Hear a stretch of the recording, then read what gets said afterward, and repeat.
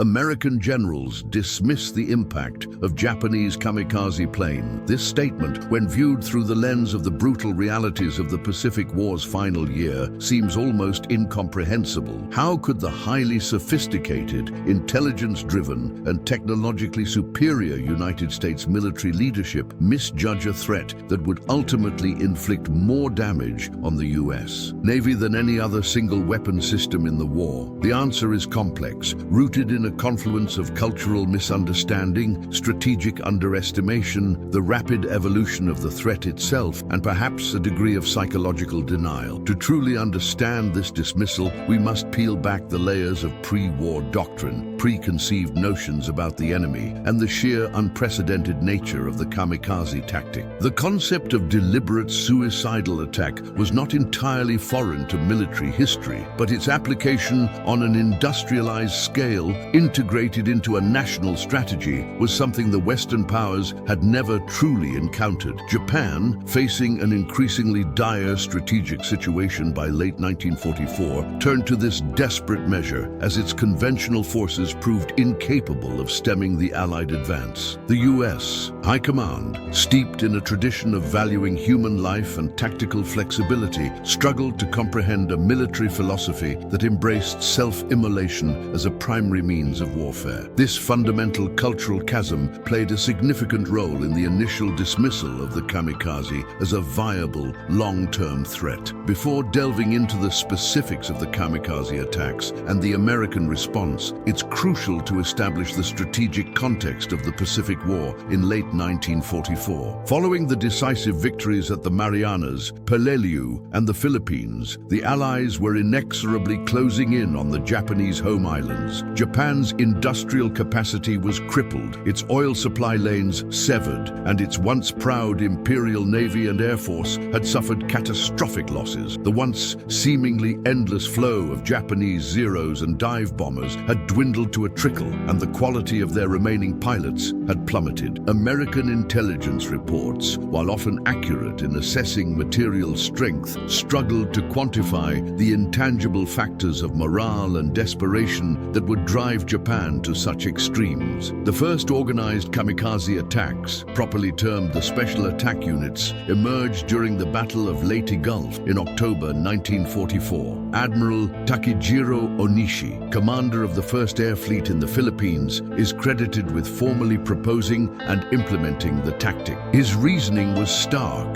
Conventional air attacks against the overwhelming American naval superiority were proving futile, with high losses and minimal impact. A pilot sacrificing himself by crashing directly into an enemy warship could deliver a far more effective blow, turning a relatively cheap, obsolescent aircraft into a guided missile with a high probability of striking a vital area. On October 25, 1944, the first wave of kamikazes struck. The escort carrier USS St. Lo, CVE-63 was hit, suffering severe damage and eventually sinking. The USS White Plains, CVE-66, was also hit, though it survived. The USS Kitkun Bay, CVE-71, took a hit that caused significant damage but remained operational. Perhaps most famously, the carrier USS Suwannee, CVE-27, was struck, causing immense damage and casualties. This initial salvo demonstrated the potential lethality of the tactic. Yet the reaction from American generals and admirals was not one of immediate alarm or strategic re-evaluation. Instead, the perception often leaned towards these being isolated acts of fanaticism, a last gasp from a dying enemy, rather than a systematic doctrinal shift. Part of this initial dismissal stemmed from a deeply ingrained Western military mindset that emphasized rational calculation, resource preservation, and the tactical superiority of technology and training. The idea of deliberately squandering a pilot and an aircraft for a single kill, while effective in that instance, seemed strategically unsound from a long-term perspective. American commanders had become accustomed to the Japanese Japanese military's sometimes fanatical resistance, particularly in ground combat. But this aerial suicide tactic was a new dimension. They believed that once the initial shock wore off, and as Japan's resources continued to dwindle, such attacks would become unsustainable and ineffective. This was a critical miscalculation. Intelligence reports from the early encounters often categorized these attacks as isolated incidents, attributing them to individual pilot desperation rather than a centrally organized strategy. The sheer volume of other conventional air attacks occurring concurrently during Leyte Gulf also diluted the perceived uniqueness and severity of the kamikaze threat. Furthermore, the US Navy had already developed robust air defense systems. Carrier air groups employing Grumman F-6F Hellcats and Vought F-4U Corsairs were highly proficient at intercepting enemy aircraft. Radar provided early warning,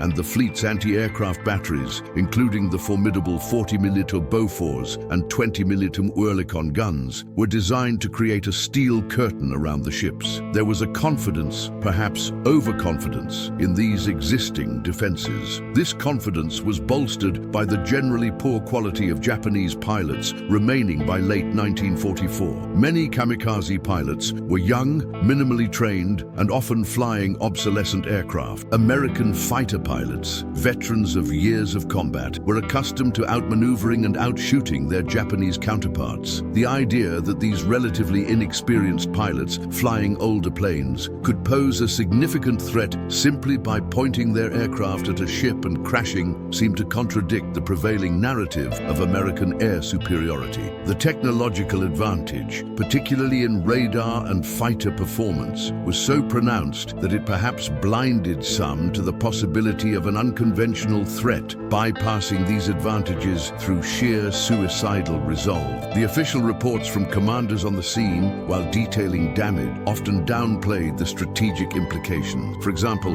Admiral William F. Halsey, commander of the U.S. Third Fleet, initially referred to the kamikazes as suicide planes or crazies, reflecting a dismissive attitude. While acknowledging their destructive potential, he and others tended to view them as a temporary phenomenon, a symptom of Japan's imminent collapse, rather than a harbinger of a new and terrifying phase of the war. This perspective shaped the early strategic planning, which did not immediately prioritize dedicated counter-kamikaze measures beyond enhancing existing air defense protocol. As the war progressed into early 1945, the kamikaze attacks became more frequent and better organized. The invasion of Luzon in the Philippines saw an increase in these operations. During the Lingayen Gulf landings in January 1945, a major kamikaze offensive, Operation Kikusui, Chrysanthemum Water, was launched. Over several weeks, the Japanese deployed hundreds of kamikaze aircraft against the Allied fleet. The toll began to mount significantly. Numerous ships were hit, including battleships, cruisers, destroyers, and transports. While relatively few capital ships were sunk outright, the damage inflicted was substantial, requiring ships to withdraw for repairs, causing casualties and disrupting operations. For instance, on January 5, 1945, the escort carrier USS Omine Bay, CVE-79, was struck by a kamikaze, leading to massive fires and ultimately her sinking. The battleship USS New Mexico, BB-40, was hit on the same day, suffering heavy damage and over 30 killed. The cruiser USS Louisville, CA-28, was hit twice in 2 days. These were not isolated incidents, but part of a sustained campaign. Yet, even with this escalating evidence, the overall strategic assessment from some quarters of the US High Command still struggled to grasp the full implication. The prevailing narrative remained that the Japanese were burning through their last reserves, and while costly, these attacks were merely delaying the inevitable. One of the reasons for this persistent dismissal, even in the face of mounting losses, was the sheer scale of American industrial power and manpower. The US Navy possessed an unprecedented number of ships, aircraft, and personnel.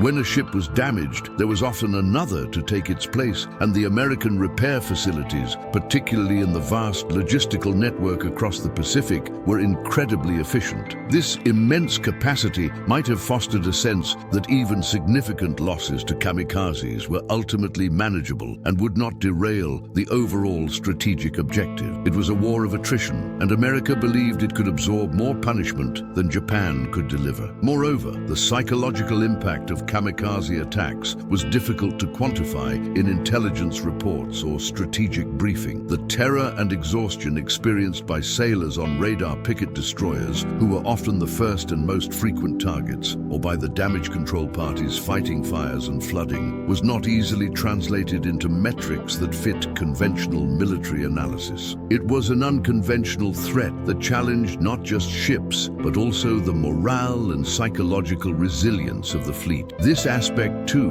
was likely underestimated in the initial assessments. The true moment of reckoning, when the dismissal of the kamikaze threat became utterly unsustainable, arrived with the invasion of Okinawa in April 1945. Okinawa was intended to be the final staging point for the invasion of the Japanese home islands, Operation Downfall. The Japanese, understanding the critical importance of Okinawa, committed virtually all their remaining military resources, including an unprecedented number of kamikaze aircraft, to its defense. Operation Tengo, the final sortie of the battleship Yamato, was a desperate, almost suicidal conventional attack, but it was overshadowed by the sheer scale of the kamikaze onslaught. During the 82-day Okinawa campaign, the Japanese launched 10 major Kikusui operations, involving thousands of aircraft, many of them kamikazes. The numbers are staggering. Over 1,700 kamikaze sorties were flown. These attacks inflicted catastrophic damage. The US Navy and Allied forces suffered 36 ships sunk and 368 damaged. Over 4,900 sailors were killed and more than 4,800 wounded. This was more damage and more casualties than the US Navy had sustained in any other single campaign of the war. The radar picket destroyers bore the brunt of these attacks. Stationed far from the main fleet to provide early warning, these ships were isolated and highly vulnerable. Their role was absolutely vital, but it was also a suicide mission in all but name. Destroyers like the USS Bush, DD-529, USS Colquhoun, DD-801, USS Little, DD-803, and USS Pringle, DD-477, were all sunk by kamikazes while on picket duty. Their crews fought valiantly, often shooting down multiple attackers before being overwhelmed. The stories of these ships and their crews became emblematic of the brutal cost of Okinawa. The sheer ferocity and sustained nature of the kamikaze attacks at Okinawa finally shattered any remaining illusions of dismissal among the US High Command. It became clear that this was not a desperate, fleeting tactic, but a deeply ingrained, strategically significant component of Japan's defense. Admiral Chester W. Nimitz, Commander-in-Chief, U.S. Pacific Fleet, publicly acknowledged the severity of the threat, stating that the only way to stop them is to shoot them down. This seemingly simple statement belied the immense tactical and psychological challenges involved. The technological aspect of the kamikaze threat also needs a deeper examination. While many kamikaze aircraft were older models like the A6M0, D3A Val, and B5N Kate, stripped of non-essential equipment and loaded with bombs, they were still capable of reaching their targets. The Japanese also developed specialized kamikaze weapons, most notably the MXY-7 Oka, a rocket-powered piloted flying bomb. While the Oka had limited success due to its short range and the vulnerability of its mothership bombers, it represented the ultimate dedicated kamikaze weapon, designed for one purpose: to destroy an enemy ship through suicidal impact. American technology, while superior in many ways, faced unique challenges against the kamikaze. Radar, such as the SG and SK series, provided excellent early warning, but the sheer volume of incoming aircraft, often flying at low altitudes to avoid detection, could overwhelm the system. Fighter patrols, primarily Hellcats and Corsairs, were effective, but even the best pilots could only intercept a fraction of the attackers when hundreds were inbound. The Big Blue Blanket strategy, involving massive fighter sweeps over Japanese airfields, aimed to destroy kamikazes before they could even take off, but this was a resource-intensive and often difficult task. Anti-aircraft gunnery was the last line of defense. The US Navy's primary anti-aircraft weapons included the 5-inch 38 dual-purpose gun, the 40mm Bofors, and the 20mm Oerlikon. The 5-inch 38, controlled by the sophisticated Mark 37 fire control system, was highly effective against high-altitude bombers, but less so against fast, low-flying kamikazes. The 40mm Bofors, with its high rate of fire and explosive shells, was the fleet's workhorse against medium-range targets. The 20mm Oerlikon provided close-in defense. The introduction of the proximity fuse, VT fuse, in late 1944 was a game-changer for anti-aircraft effectiveness. This fuse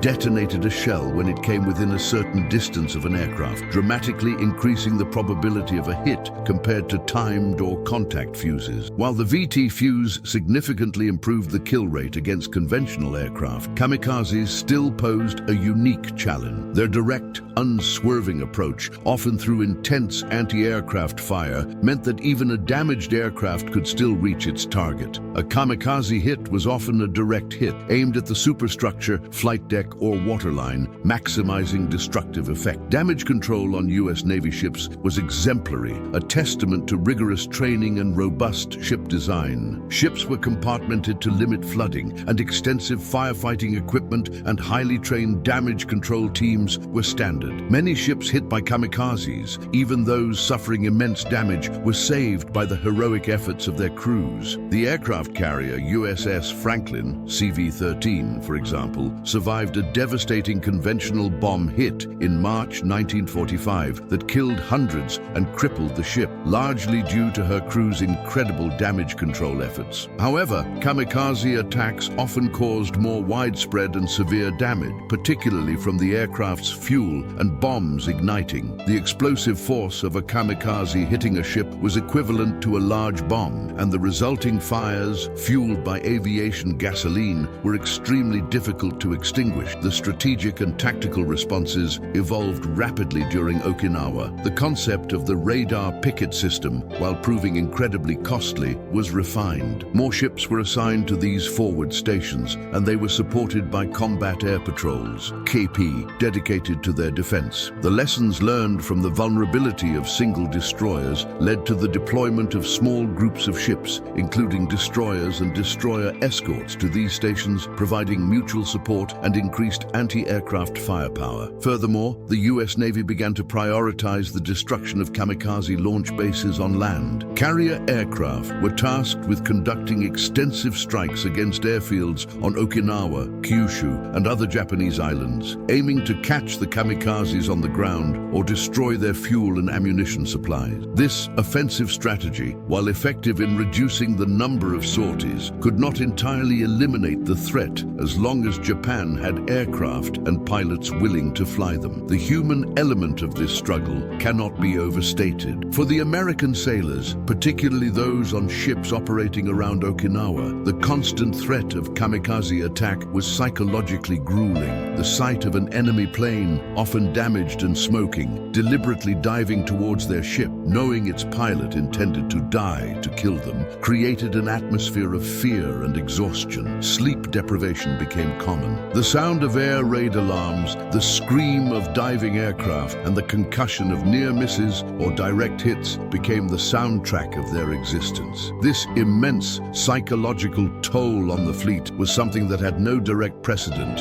in naval warfare. The perspective of the Japanese kamikaze pilots, while not the primary focus of this discussion on American generals' dismissal, is crucial for understanding the depth of the threat. These young men, often students, were imbued with a fervent sense of national duty and a cultural emphasis on self-sacrifice for the emperor and homeland. They were volunteers, though the social pressure to volunteer was immense. Their training was rudimentary, often just enough to take off and fly in the general direction of the enemy fleet. Their aircraft, sometimes outdated, were given a new, terrifying purpose. They were not merely pilots, they were human-guided missiles, driven by desperation and indoctrination. This fanaticism, so alien to the Western military mindset, was a key factor in the initial underestimation and subsequent terror. The impact of the kamikaze threat on the strategic planning for the invasion of the Japanese home islands, Operation Downfall, was profound. The Joint Chiefs of Staff and other senior commanders, witnessing the unprecedented losses and psychological strain at Okinawa, were forced to reevaluate their projections for an invasion. The estimates of casualties for Operation Downfall, which included the landings on Kyushu, Operation Olympic, and Honshu, Operation Coronet, soared into the hundreds of thousands, potentially even millions, for both Allied and Japanese forces. The kamikaze threat was a major contributor to these grim predictions. If the Japanese could inflict such damage defending a relatively small island like Okinawa, what would they unleash in defense of their homeland with all its available resources and population? General George C. Marshall, Chief of Staff of the U.S. Army, and others were deeply concerned about the prospects of an invasion.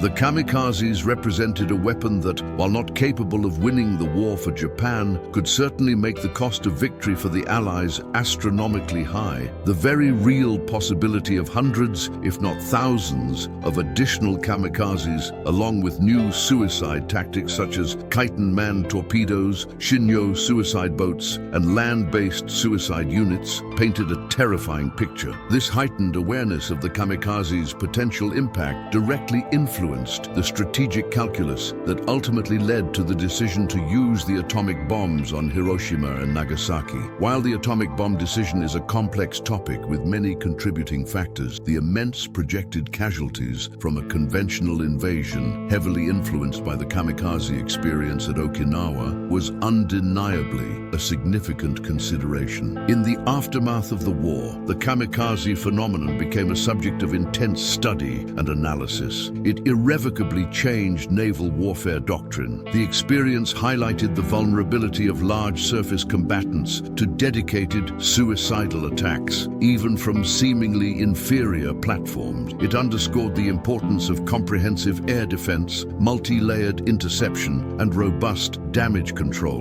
The psychological toll also became a recognized factor in planning future operations. The initial dismissal of the kamikaze threat by American generals and admirals was a complex failure of strategic imagination, cultural understanding, and perhaps an over-reliance on conventional metrics of military power. They failed to grasp that a desperate enemy facing annihilation would abandon conventional military logic and embrace a tactic that defied Western military principles. The shift from seeing them as isolated acts of fanaticism to recognizing them as a systemic, devastating strategic threat was a painful and costly lesson learned in the crucible of battle, particularly at Okinawa. The kamikazes did not change the ultimate outcome of the war, but they certainly altered the path to victory, making it far bloodier and more psychologically taxing than initially anticipated. Their impact reverberated not only through the immediate planning for Operation Downfall, but also through subsequent military doctrine and the historical memory of the Pacific War. The story of the kamikazes is a stark reminder that in warfare, the most dangerous threats are often those that defy conventional expectations and challenge deeply held assumptions about the enemy. The experience of fighting the kamikazes led to a profound reassessment of naval doctrine. Post-war analyses emphasized the need for even more robust air defense systems, improved radar capabilities, and faster, more agile interceptor aircraft. The role of radar picket ships, while vital, was understood to be exceptionally dangerous, prompting considerations for alternative early warning systems and enhanced protection for such vessels. The development of guided missiles for anti-aircraft defense in the post-war era can be seen, in part, as a direct response to the challenges posed by the kamikaze. A missile, unlike a shell, could guide itself to the target, offering a higher probability of kill against an evasive or determined attacker. Furthermore, the psychological toll on naval personnel became a recognized factor in operational planning. The concept of combat fatigue and post-traumatic stress, while not fully understood in the 1940s, was undeniably present among those who endured sustained kamikaze attacks. The need for rotation, rest, and psychological support for combat troops gained greater prominence in the decades following the war, influenced by experiences like Okinawa. The legacy of the kamikaze also seeped into the broader cultural consciousness, becoming a potent symbol of Japanese fanaticism and the horrific lengths to which a nation might go in defense of its homeland. For Americans, it cemented an image of a formidable, unyielding enemy, making the ultimate victory all the more hard-won. For the Japanese, it became a tragic testament to their sacrifice and desperation, a controversial but deeply ingrained part of their wartime narrative. Ultimately, the initial dismissal of the impact of Japanese kamikaze planes by American generals was a monumental oversight, not born of malice or incompetence, but rather from a fundamental inability to fully comprehend an enemy driven to such extreme measures. It was a failure of imagination, a failure to anticipate the unprecedented. The conventional wisdom, built on years of training and successful combat, simply had no framework for a weapon system where the pilot was an integral, expendable component. The brutal lessons of Leyte, Luzon, and most decisively